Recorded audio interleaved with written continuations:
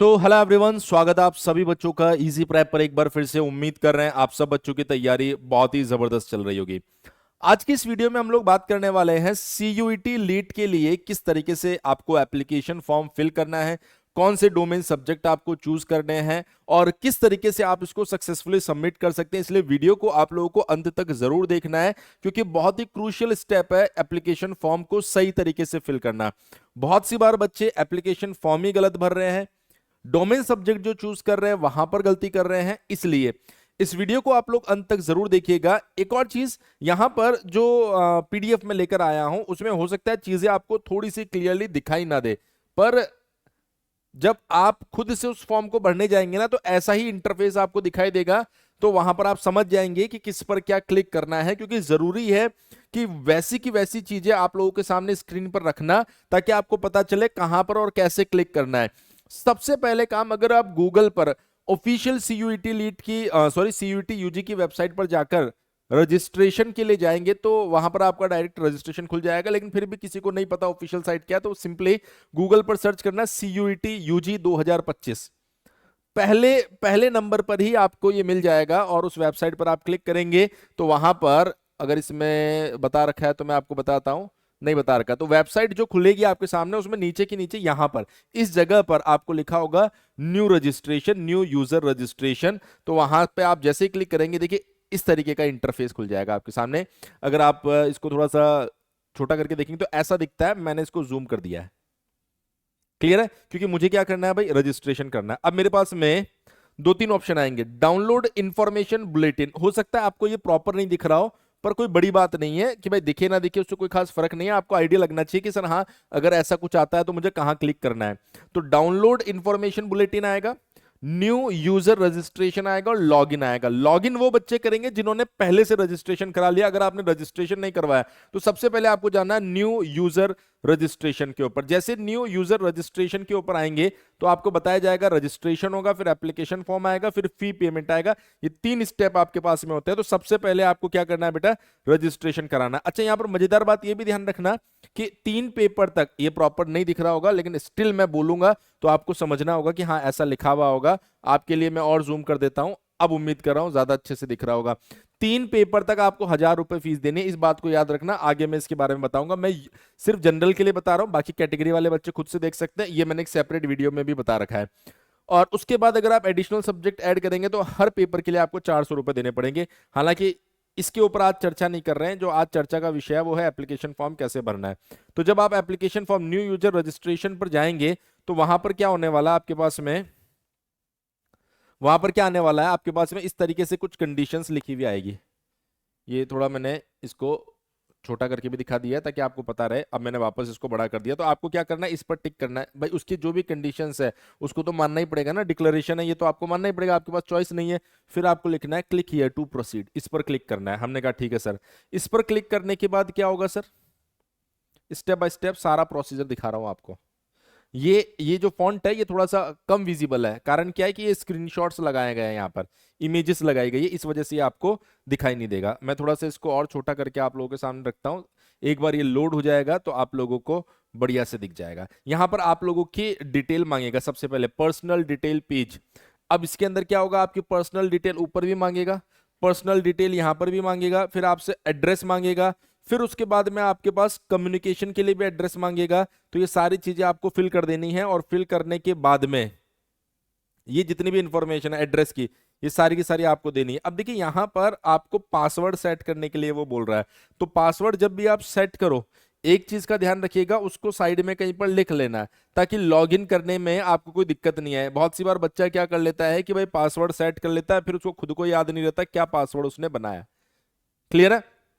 Password के लिए वो आपको कुछ कंडीशन देगा कि इतने अल्फाबेट का होना चाहिए, उसमें नंबर भी आना चाहिए, उसमें स्पेशल कैरेक्टर भी आना चाहिए।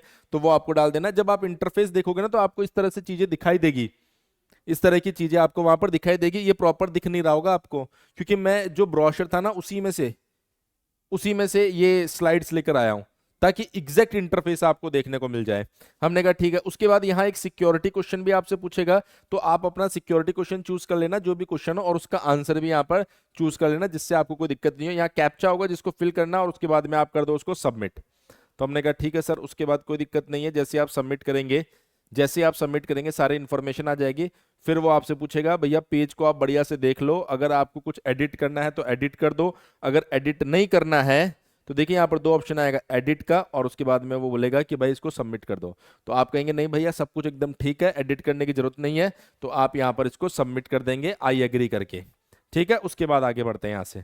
उसके बाद देखिए यहाँ पर फिर रजिस्ट्रेशन फॉर्म स्टार्ट हो जाएगा। उम्मीद कर रहा हूं कि ये आपको वैसे तो शायद पूरा दिख नहीं रहा होगा, पर मैं बार बार एक ही चीज पे फोकस कर रहा हूं कि अगर पूरा नहीं भी दिख रहा हो ना तो आपको उस बात से कोई फर्क नहीं होना चाहिए। आपको बोल के बता रहा हूं कि क्या क्या चीज है जिस पर आपको ध्यान देना। पहले कैंडिडेट नेम आएगा, यहाँ पर आपको नाम भर देना। उन्होंने डमी नेम महेश लिखा है यहाँ पर। पिता का नाम आपको भरना है, यहाँ पर माता पिता का नाम भरना है, अभ्यर्थी की जन्म तिथि आएगी। ये भरने के बाद ऐसा दिखाई देगा ना। फिर उसके बाद में आपने देखा कि सर जेंडर मेल, ये आप पहले भर चुके हो तो वही वापस दिखा रहा है यहाँ पर। वर्तमान पता, जो एड्रेस था वो आपने रजिस्ट्रेशन के टाइम फिल कर दिया, वो ऑटोमेटिकली रिफ्लेक्ट हो रहा है यहाँ पर। परमानेंट, वो जो आपने वहां पर फिल किया था ना वो यहाँ पर आपको दिखाई दे रहा है। उसके बाद देखिए आपको कुछ इस तरीके का दिखाई देगा, पोर्टल अकाउंट डिटेल्स। उसमें बोला सिक्योरिटी क्वेश्चन क्या है वो आपको दिखा दिया। सिक्योरिटी आंसर जो होगा ना वो यहाँ पर दिखाई नहीं देगा सिक्योरिटी रीजन से। Not shown due to security reason, भाई किसी को आपके आंसर के बारे में पता ना चले इस वजह से ऐसा लिखा हुआ आएगा। पासवर्ड यहाँ पर वो दिखाएगा नहीं।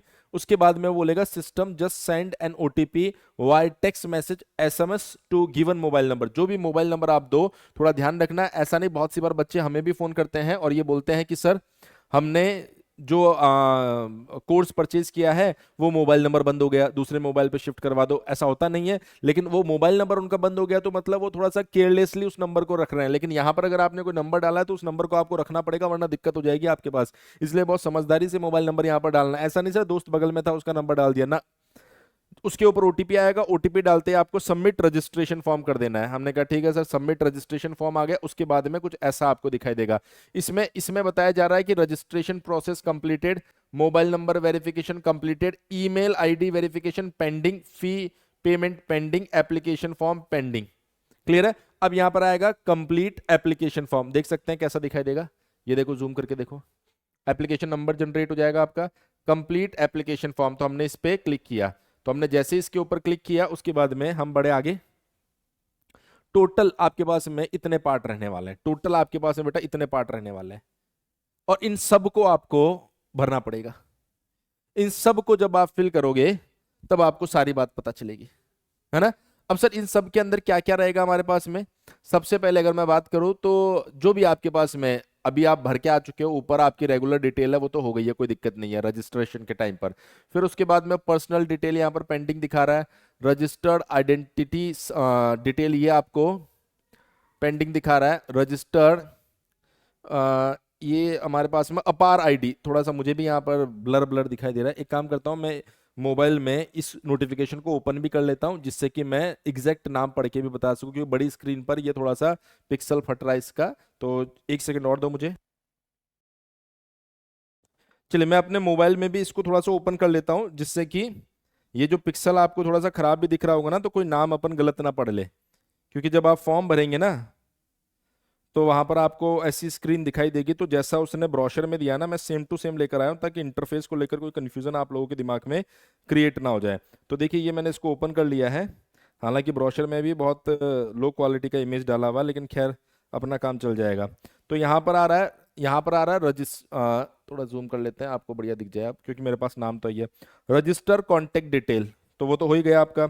रजिस्टर पर्सनल डिटेल पेंडिंग दिखाएगा यहाँ पर, रजिस्टर आइडेंटिटी डिटेल पेंडिंग दिखाएगा, रजिस्टर अपार आईडी। ये अपार आईडी क्या होता है सर, बहुत सारे बच्चे इसको लेकर कंफ्यूज हो रहा है। देखिए आज के टाइम पर मतलब अब आप लोग तो पुराने हो गए, हम आपसे भी ज्यादा पुराने हो गए, पर आज के टाइम पर हर एक बच्चा जब स्कूल में जाता है तो उसके कंप्लीट एकेडमिक्स को एक जगह पर रखने के लिए एक अपार आईडी गवर्नमेंट उसे प्रोवाइड करवाती है, जिस अपार आईडी को डालने के बाद में उसकी सारी इन्फॉर्मेशन निकल आती है। जैसे आपके पास आधार कार्ड होता है ना, आपकी सारी इन्फॉर्मेशन निकल आती है, वैसे स्कूल्स के अंदर भी आजकल अपार आईडी बनने लग गई।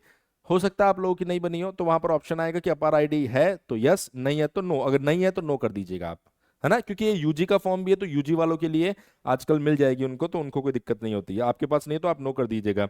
फिर बोल रहा है रजिस्टर, यहाँ पर कौन से नंबर पे, ये 5 नंबर पे, register exam and exam centre detail. आपको वहां पर जो डोमेन चूज करने होते हैं ना उसके लिए ऑप्शन आएगा 5 नंबर पे, और उसके साथ साथ अगर आप देखेंगे तो एग्जाम सेंटर के लिए ऑप्शन आएगा। फिर उसके बाद में 6 नंबर पर आपके पास में आएगा रजिस्टर क्वालिफिकेशन डिटेल। जो भी आपका क्वालिफिकेशन डिटेल है उसमें 10th और 12th के बारे में जानकारी देगा, मैं भी आगे दिखाऊंगा आपको। रजिस्टर इमरजेंसी कॉन्टेक्ट डिटेल, इसमें आप अपने पेरेंट्स के, फादर के नंबर दे सकते हैं, जिससे कि अगर मान लीजिए कि कोई भी इमरजेंसी के केस में कोई नंबर की जरूरत पड़े, कांटेक्ट करने की जरूरत पड़े, तो उनके पास में एक ऑप्शन रहे। तो एक जिम्मेदार मोबाइल नंबर देना, आपको जिम्मेदार आदमी का मोबाइल नंबर देना है ना, मोबाइल नंबर जिम्मेदार नहीं होगा। फिर आएगा अपलोड डॉक्यूमेंट, डॉक्यूमेंट आपको अपलोड करने होंगे जिसमें फोटो सिग्नेचर की जरूरत पड़ती है, और उसके बाद फाइनल सबमिट आएगा। सर कैसे कैसे करना होगा, तो देखिए ये हमारे पास में आ गया, अरे वाह ये तो बहुत बढ़िया पिक्सल में दिया इस बार, तो आगे की चीज इसी में दिखा देते हैं। अब दिख रहा होगा तुम लोगों को भी कि हाँ यार सर ये इस बार मजा आ गया सर। उसने कहा रजिस्टर पर्सनल डिटेल को देखो सर, यहाँ पर पर्सनल डिटेल के अंदर आपसे क्या पूछेगा, कैंडिडेट का नाम, date of birth, gender, father's name, mother's name, nationality, state of domicile, इस तरीके से आपके पास में सारी इंफॉर्मेशन मांगेगा। भैया सब कुछ एकदम सही से भर देना, ज्यादा दिमाग मत लगाना, ऐसा नहीं कि भाई पड़ोसी ने जो भरा है वैसा का वैसा भर दे हम लोग, है ना। अपना नाम और ये सारी चीजें तो आपको खुद को ही लिखनी पड़ेगी। वो आपसे अदर डिटेल में भी पूछेगा, क्या आपको मधुमेह है। अब इसके लिए आप ये मत बोलना सर इसमें क्या भरना है, अगर आपको है तो यस भरो, नहीं है तो नो भरो। निवास की जगह, प्लेस ऑफ रेजिडेंस, वार्षिक पारिवारिक आय, अल्पसंख्यक के हैं, तो ये सारी चीजें आप भर दीजिएगा। उसके बाद में ये जो कैप्चा है ना भाई, इस कैप्चा को हर बार भरना है, और उसके बाद सेव एंड नेक्स्ट कर देना। जैसे आप इतना काम कर दोगे उसके बाद में वो आपसे पूछेगा PAN card number as your identification was submitted on, ठीक है, if you want to verify using Aadhaar number और DigiLocker please select update, otherwise click skip and proceed. तो हमें तो आगे बढ़ना है, तो हमने कहा कि सर स्किप करेंगे और प्रोसीड करेंगे आगे। फिर उसके बाद में वो पूछेगा कि क्या आपके पास में अपार आईडी है, तो अगर है तो यहाँ पर आप यस कर दीजिएगा, तो आप पार हो जाओगे इस स्टेप से, और अगर नहीं है तो आप इसको नो कर दीजिएगा, और उसके बाद में सबमिट कीजिए और आगे बढ़िए। उसके बाद में थोड़ा सा स्पीड भी करना पड़ेगा भैया, वरना बहुत बड़ा वीडियो हो जाएगा, आप कहेंगे सर कोर्स के बराबर का तो आपने एप्लीकेशन फॉर्म का वीडियो बना दिया। अब आ रहा है सबसे गंभीर मुद्दा। सर जी यहाँ लिखा है सीयूईटी यूजी, तो मुझे क्या करने का है। देखिए सीयूईटी लीड के लिए कोई अलग से पहली चीज तो फॉर्म आता नहीं है, यही फॉर्म है। इसमें सब्जेक्ट चूज आप जब करें तो जिम्मेदारी से आपको चूज करना है। नंबर 1 एक तो जनरल एप्टीट्यूड टेस्ट रहेगा ही रहेगा। नंबर 2 आपको इस चीज का ध्यान रखना है कि जब आप पेपर सेलेक्ट करें, तो सर हमें अभी भी समझ नहीं आ रहा कौन से पेपर को सेलेक्ट करना है, तो मैं आपको थोड़ा सा क्लियर कर देता हूं कि आपको भरना क्या है। देखिए सबसे गंभीर चीज आपको समझना है कि सर जी मैं यूपी से हूं और मैं यूपी के गवर्नमेंट एग्जाम को टारगेट कर रहा हूं, तो आपके पास जनरल टेस्ट, उसको नाम कर दिया जनरल एप्टीट्यूड टेस्ट, तो ये तो आपको देना ही देना है। इसके साथ में आपको plus maths and applied maths देना है। इस कॉम्बिनेशन को कोई भी बच्चा छेड़ेगा नहीं। अगर आप इस कॉम्बिनेशन के साथ जा रहे हो तो यूपी के जितने भी गवर्नमेंट कॉलेजेस है, एचबीटीयू मान लो, या फिर मान लीजिए कि आप ट्रिपल एम यूटी की बात कर रहे हैं, जो भी है सारे के सारे इससे कवर हो जाएंगे। सर एचबीटीयू में मैथ्स ऑब्लिक कंप्यूटर साइंस लिखा हुआ था सर पिछली बार, तो ऑब्लिक था ना, ऑब्लिक था, इट मीन आप मैथ्स भी चूज कर सकते हैं, कंप्यूटर साइंस भी चूज कर सकते हैं, कोई दिक्कत नहीं है। आपकी जो पूरी कहानी है ना, 250 नंबर का जनरल एप्टीट्यूड टेस्ट होगा, 250 नंबर का मैथ्स होगा, और 250 प्लस 250 में से ही आपका काम चलने वाला है। लेकिन सर कुछ प्राइवेट कॉलेज भी है सर, जैसे लखनऊ वाला जो आपके पास में प्राइवेट यूनिवर्सिटी है, उसके अंदर सर उसने बोल दिया GAT plus maths plus physics बोल रहा है सर वो। सर कुछ और प्राइवेट यूनिवर्सिटीज है वो भी एडिशनली फिजिक्स के लिए हमें बोल रही है। सर क्या पता एचबीटीयू वगैरह बाद में ये बोल दे कि कंप्यूटर साइंस देना ही पड़ेगा आपको, अभी तक तो बहुत सारे कॉलेजेस ने अपडेट दिया नहीं है। तो अगर आप यूपी के गवर्नमेंट कॉलेजेस को टारगेट कर रहे हैं, तो आप एक चीज ध्यान रखिए, GAT आपको देना है, मैथ्स आपको देना, 2 से आपका काम हो जाएगा। लेकिन सर पैसा तो पूरा 1000 ले रहा है वो, यानी कि 3 पेपर तो देने ही देना है। तो अगर मेरा टारगेट सिर्फ गवर्नमेंट कॉलेजेस है तो मैं CSE के साथ जा सकता हूं, इसको ऐसा पढ़ने की जरूरत नहीं है। अगर इन 2 से काम चल रहा है तो 2 को पढ़ के दीजिए। लेकिन जब मान लीजिए जब आप कंप्यूटर साइंस के हैं और आप देना चाह रहे पेपर, तो पेपर देने में क्या बुराई है। अगर मान लो एचबीटीयू बोल देता है कि GAT प्लस कंप्यूटर साइंस के साथ मैं आगे बढ़ना चाहता हूं, और GAT प्लस कंप्यूटर साइंस के साथ आगे बढ़ना चाहते हो, तो आपके पास में अच्छा स्कोप आ जाएगा ना। हालांकि उसने ऑब्लिक लगा के बोला दोनों में से कोई एक कर लो, तो अगर आपका मैथ्स अच्छा है तो आप इसके साथ टिकिए, कोई दिक्कत वाली बात नहीं है ना। तो पढ़ना आपको ये दो ही है, लेकिन सर मान लीजिए कि वहां पर वो बोल रहा है कि 3 पेपर के लिए 1,000 रुपए देने हैं, इससे कम का तो चांस ही नहीं, तो फॉर्म फीस तो पूरी लगनी ही लगनी है, तो तीसरा पेपर आप सीएससी सेलेक्ट कर सकते हो। सर मैं यूपी से हुई नहीं सर, मुझे इन गवर्नमेंट कॉलेज से कोई लेना देना ही नहीं है, मैं तो प्राइवेट कॉलेजेस में जाना चाहता हूं। तो आप चाहें तो मैथ्स के साथ फिजिक्स भी ले सकते हैं, मैथ्स के साथ फिजिक्स भी ले सकते हैं आप चाहें तो। सर मुझे तो सब कुछ देना है, तो कोई कॉम्बिनेशन, फिर मैंने कहा GAT maths CSC plus physics ले लो आप, 4 दे दो, 400 रुपये एक्स्ट्रा देना पड़ेगा। हमें सीएससी की जरूरत नहीं है पहली चीज, अगर आप प्राइवेट यूनिवर्सिटीज को टारगेट करना चाह रहे हो तो फिजिक्स की जरूरत पड़ेगी, इसलिए जितने भी सीयूईटी के स्टूडेंट्स हैं उन सब के लिए इजी प्रैप के ऊपर ये जो फिजिक्स वाला पोर्शन है ना, ये आपके कोर्स में फ्री ऑफ कॉस्ट ऐड कर दिया जाएगा। ये फिजिक्स वाला पोर्शन आपको पढ़ने को मिल जाएगा अगर आप पढ़ना चाहो तो, काम आपका इन दो से चल जाएगा। जो कंप्यूटर साइंस वाले बच्चे हैं उनको अलग से रहता है कि नहीं सर मैं कंप्यूटर साइंस भी भरूंगा, तो वो आप भर भी सकते हैं, आपके पास ऑप्शन है, पर आपका काम सिर्फ इन दो से होने वाला है। चलिए तो ये आपको सेलेक्ट करना है, मैं उम्मीद कर रहा हूं इतनी बात आपको समझ में आ गई होगी, कोई कंफ्यूजन नहीं रहा होगा। चलिए मूव करते हैं आगे, सब्जेक्ट आप चूज कर लेना, सब्जेक्ट कोड भी वहां पर आएगा।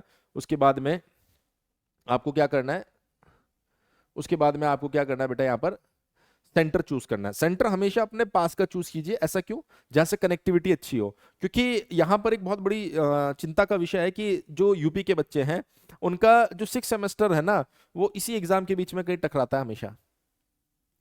तो ऐसा नहीं होना चाहिए कि आपको बहुत ज्यादा ट्रेवल करना पड़ जाए, कि पता चले कि आज सेमेस्टर का एग्जाम दिया और कल कहीं और जाना और आपने बहुत दूर का सेंटर भर रखा है।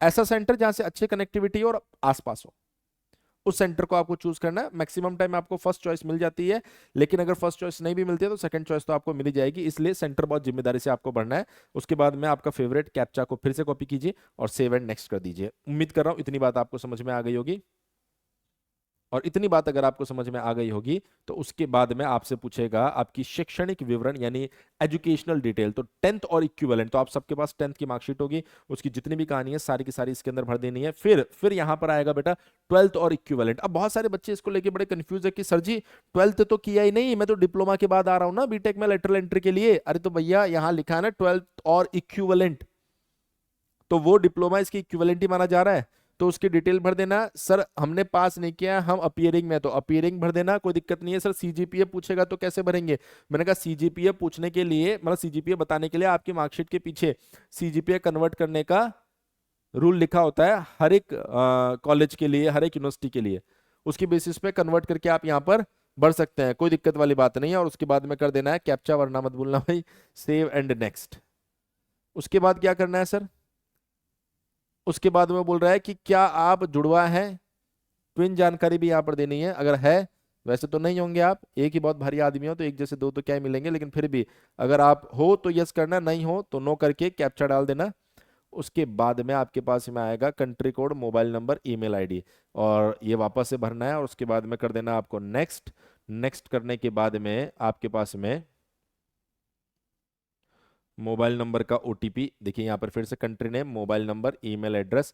मोबाइल नंबर के लिए वन टाइम पासवर्ड आपके पास में ओटीपी आएगा, ईमेल के लिए वन टाइम पासवर्ड आएगा। तो आप जैसे इनको फिल करेंगे ये वेरीफाई हो जाएंगे, बारी बारी से दोनों होने वाले हैं। उसके बाद में आप देखेंगे कि सर डॉक्यूमेंट उसने मांग लिया। डॉक्यूमेंट में एक चीज ध्यान रखिएगा, उसने बोला है पासपोर्ट आकार की फोटो बिना मास्क के 80% चेहरे के साथ में, ध्यान रखना भाई, फोटो पे 80% आपका खूबसूरत सा चेहरा होना चाहिए। और अगर आप इसकी साइज देखेंगे तो 10 केबी से 200 केबी के बीच में है ना। खूबसूरत बोल दिया, इसका मतलब ये नहीं कि भाई आप इतनी भारी इमेज ले आओ अपलोड करो, होगी नहीं यहाँ पर। तो ध्यान रखना कि फाइल का नाम कैसे देना है, डीई, फिर उसके बाद में अंडरस्कोर देना है, और उसके बाद में आप देंगे यहाँ पर फोटो।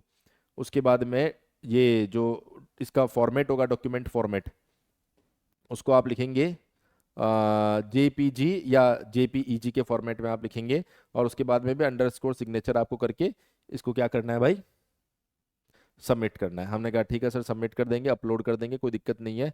यहाँ पर click here to view uploaded document click करके भी आप देख सकते हैं, सेव एंड नेक्स्ट कर देंगे। फाइल का नाम जो है वो इसी फॉर्मेट में आप सेव कीजिएगा। उसके बाद अगर हम लोग बात करें तो भैया ये सब कुछ प्रीव्यू पेज आएगा, जो भी आपने भरा है उसका प्रीव्यू आएगा, बढ़िया से देख लेना, कोई जल्दबाजी मत करना। बहुत सी बार आप सोचते हैं करेक्शन विंडो आएगा तो उसे करेक्ट कर लेंगे, ये सब के झमेले में ना फंसे। अब वो पूछेगा कि आप सबमिट करना चाहते हैं, तो बिल्कुल आप इसको सबमिट कर दीजिएगा। और उसके बाद अगर आप देखेंगे तो ईमेल आईडी वेरिफिकेशन पेंडिंग दिखाएगा और फी पेमेंट पेंडिंग दिखाएगा। फिर आपसे वापस से देखिए यहाँ पर बोला गया your email ID yet to verified, click here to verify your email ID. तो ईमेल आईडी यहाँ पर एंटर क्लिक करना, तो यहाँ पर ईमेल आईडी फिर से मांगेगा, फिर कैप्चा डालना है और उसके बाद में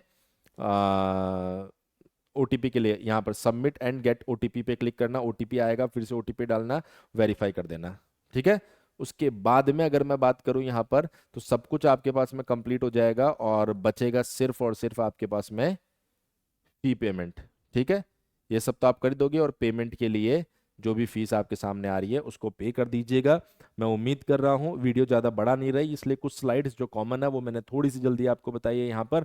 फिर भी मैं उम्मीद कर रहा हूँ सारी बातें आपको समझ में आ गई होगी। स्टिल कोई भी दिक्कत आती है तो आप इस वीडियो के कमेंट सेक्शन में इस बात को मेंशन कर सकते हैं। इसके अलावा समय आपके पास में अभी भी है सीयूईटी लीट को प्रिपेयर करने के लिए। इजी प्रेप एप्लीकेशन पर सीयूईटी लीट के लिए सीयूईटी लीट कॉम्पैक्ट 2.0 बैच आ गया है, जहां पर आपने देखा कि बहुत सारे बच्चे लीट के लिए प्रिपरेशन कर रहे हैं। तो आप भी इजी प्रेप एप्लीकेशन को डाउनलोड कीजिए और अपने लीट की प्रिपरेशन शुरू कर दीजिए, जिससे किसी भी तरीके का कोई भी एग्जाम में आपसे मिस्टेक ना हो। स्टिल कोई कंफ्यूजन होता है आप इस पे वीडियो के कमेंट सेक्शन में भी लिख सकते हैं। आप में से बहुत से बच्चों के पास मेरा नंबर भी है, आप मुझसे भी बात कर सकते हैं, आप हेल्पलाइन नंबर पर भी कॉल कर सकते हैं अगर कोई भी आपको दिक्कत आती है। तो मैं उम्मीद कर रहा हूं इस वीडियो के माध्यम से आप लोगों को फॉर्म को लेकर जो कंफ्यूजन्स थे वो क्लियर हो गए होंगे। बने रहिए हमारे चैनल इजी प्रेप के साथ में, जहां पर आपको सीयूईटी लीट के बारे में सारी जानकारी भी दी जा रही है और सीयूईटी लीट के लिए बेस्ट कंटेंट भी प्रोवाइड करवाया जा रहा है एप्लीकेशन के ऊपर लाइव क्लासेस के माध्यम से। तो आप वहां पर भी जा सकते हैं। अगर मान लीजिए आपको इनके बैचेस से रिलेटेड किसी तरह का कोई भी कंफ्यूजन होता है तो मैं एक बार यहां पर हेल्पलाइन नंबर भी लिख देता हूं 7014639318। आप इस नंबर पर कांटेक्ट कर सकते हैं। चलिए, तो इस वीडियो में इतना ही। बाकी सीयूईटी लीट से किसी भी जानकारी के लिए, सीयूईटी लीट से जुड़ी किसी भी जानकारी के लिए आप चैनल को सब्सक्राइब करके रखिए, जिससे कि आपको यहां पर इस पर्टिकुलर एग्जाम से जुड़ी सभी जानकारियां हम लोग प्रोवाइड करवा सके। थैंक यू सो मच, मिलते हैं नेक्स्ट वीडियो में।